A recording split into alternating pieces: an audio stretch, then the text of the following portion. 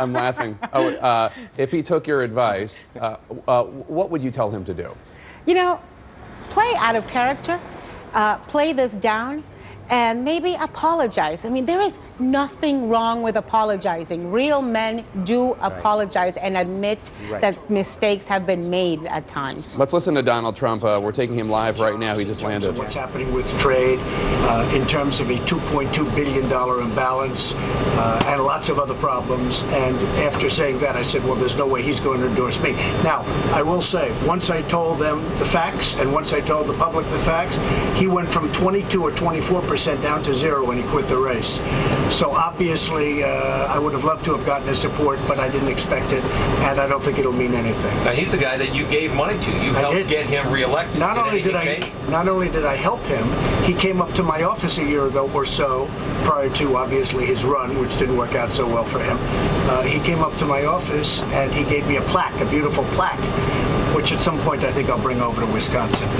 You said you think it's Trump. Could you comment today on the battery charge against Corey Lewandowski? Yeah, I can only say Corey's a fine person. I looked at the tape, but the tapes were supplied by me. You know, those tapes, just so you understand, this is a very high-end club, and we had tapes all over the place, and we supplied those tapes. And those tapes, to me, are very conclusive. A lot of people are looking and saying, how can anybody be charged? She was actually, if you look at her, my book, and according to a lot of people, she's grabbing at me. And he's acting as an intermediary and trying to block her from doing that. The news conference was over. It was done. It was finished. And she was running up and grabbing and asking questions, and she wasn't supposed to be doing that.